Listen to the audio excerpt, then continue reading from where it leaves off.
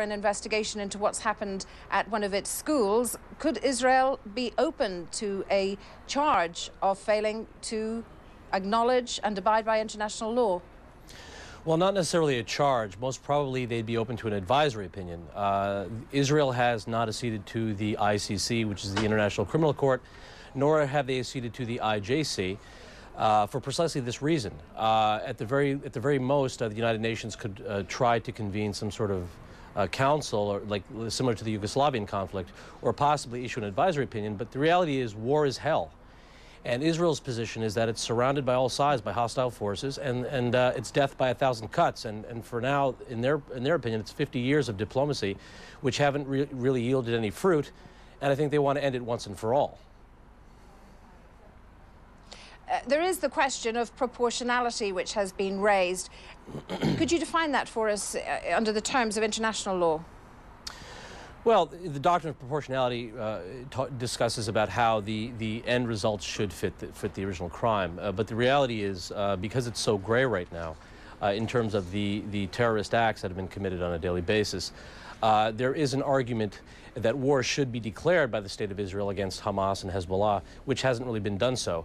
But that would also invite a whole host of other issues, such as being able to be prosecuted by the Iraqi by the war tribunals in the United Nations and The Hague. So they've been dancing a fine line in the sense of treating this as a systematic, continuous terrorist problem. But I think all signs at this point point to an all-out war, declaration of war by the Israeli government against the forces surrounding them. And if that was declared, I think it would make it, the Israeli opinion far more easily to be palatable by the international community. But Israeli officials we talk to consistently, and indeed Israeli people, seem to refer this to a war as to a war. They're calling it a war. It may not be in international circles that it's known as a war, but certainly they, and I believe the Palestinians in Gaza and Hamas, certainly also believe it's war. Well, it depends on who you're speaking to. One of the issues that came up was whether or not Israeli officials could be held accountable and prosecuted outside of its borders by the United Nations or by other courts of foreign jurisdictions. And that has been a source of trouble and a source of difficulty for the Israeli government to accept.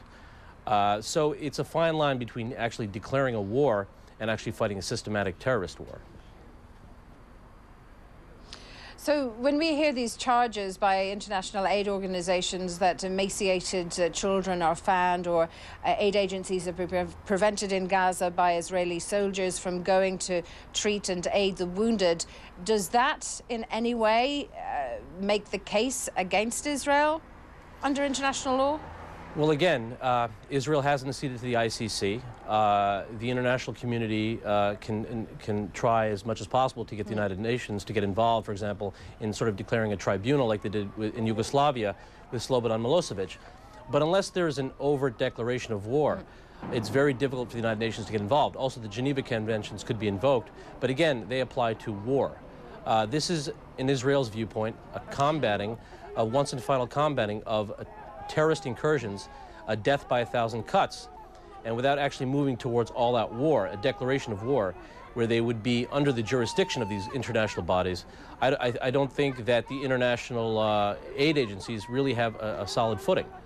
The reality is war is hell. I mean, Israel has also said that it has its right to... I beg your pardon, Israel also says it has a right to act in self-defense. Are you saying essentially that when this conflict is over, when more of the international community is allowed to go into Gaza to see what has taken place, that in your view there'll be very few legal issues to be addressed? Well, you know, the reality is that in order for legal issues to be addressed, all parties have to accede to the jurisdiction of the court or the agency, whether it's an international agency or a local agency. Yeah. All parties must accede either overtly or indirectly. In this case, that isn't the case. The reality is Israel is a small nation surrounded by hostile forces, and the problem is in the systematic, continuous, individual, transactional terrorist attacks, which, in their opinion, must be dealt with on near their 50th anniversary since their formation. But I believe that they feel that they've engaged in diplomacy for the past 50 years, and it's clearly not working. So there was a reason why they didn't accede to these international agencies, because they knew that this might be coming down the line. All right. Thank you very much indeed for joining us, Rahul Manchanda from New York.